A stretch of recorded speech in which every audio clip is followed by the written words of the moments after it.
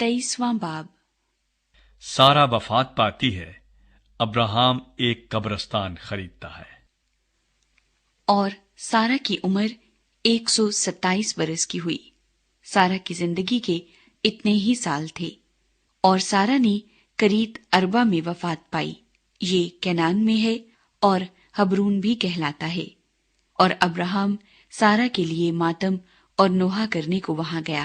پھر ابراہم میت کے پاس سے اٹھ کر بنی ہت سے باتیں کرنے لگا اور کہا کہ میں تمہارے درمیان پردیسی اور غریب الوطن ہوں۔ تم اپنے ہاں گورستان کے لیے کوئی ملکیت مجھے دو، تاکہ میں اپنے مردے کو آنکھ کے سامنے سے ہٹا کر دفن کر دوں۔ تب بنی ہت نے ابراہم کو جواب دیا کہ اے خداوند ہماری سن، تو ہمارے درمیان زبردست سردار ہے۔ ہماری قبروں میں جو سب سے اچھی ہو اس میں تو اپنے مردے کو دفن کر۔ ہم میں ایسا کوئی نہیں جو تجھ سے اپنی قبر کا انکار کرے، تاکہ تو اپنا مردہ دفن نہ کر سکے۔ ابراہم نے اٹھ کر اور بنی ہت کے آگے جو اس ملک کے لوگ ہیں آداب بجا لا کر ان سے یوں گفتگو کی کہ اگر تمہاری مرضی ہو کہ میں اپنے مردے کو آنکھ کے سامنے سے ہٹا کر دفن کر دوں تو میری عرض سنو، اور سہر کے بیٹے افرون سے میری سفارش کرو کہ وہ مقفیلہ کے غار کو جو اس کا ہے اور اس کے کھیت کے کنارے پر ہے اس کی پوری قیمت لے کر مجھے دے دے، تاکہ وہ گورستان کے لیے تمہارے درمیان میری ملکیت ہو جائے۔ اور افرون بنی ہت کے درمیان بیٹھا تھا۔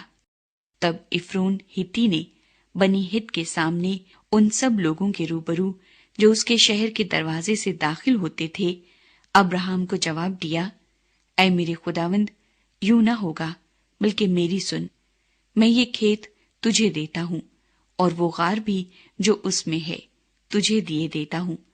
یہ میں اپنی قوم کے لوگوں کے سامنے تجھے دیتا ہوں، تو اپنے مردے کو دفن کر۔ تب ابراہم اس ملک کے لوگوں کے سامنے جھکا، پھر اس نے اس ملک کے لوگوں کے سنتے ہوئے افرون سے کہا کہ اگر تو دینا ہی چاہتا ہے تو میری سن، میں تجھے اس کھیت کا دام دوں گا، یہ تو مجھ سے لے لے، تو میں اپنے مردے کو وہاں دفن کروں گا۔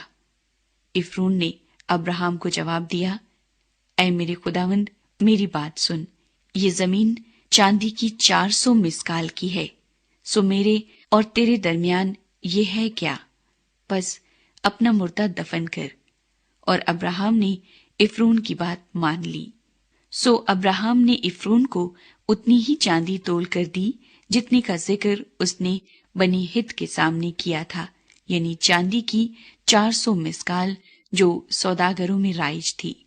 سو افرون کا وہ کھیت جو مقفیلہ میں ممرے کے سامنے تھا، اور وہ غار جو اس میں تھا، اور سب درخت جو اس کھیت میں اور اس کی چاروں طرف کی حدود میں تھے، یہ سب بنی ہت کے اور ان سب کے روبرو جو اس کے شہر کے دروازے سے داخل ہوتے تھے ابراہم کی خاص ملکیت قرار دیے گئے۔ اس کے بعد ابراہم نے اپنی بیوی سارا کو مقفیلہ کے کھیت کے غار میں جو ملک کنعان میں ممرے یعنی حبرون کے سامنے ہے دفن کیا۔ چنانچہ وہ کھیت اور وہ غار جو اس میں تھا بنی ہت کی طرف سے گورستان کے لیے ابراہم کی ملکیت قرار دیے گئے۔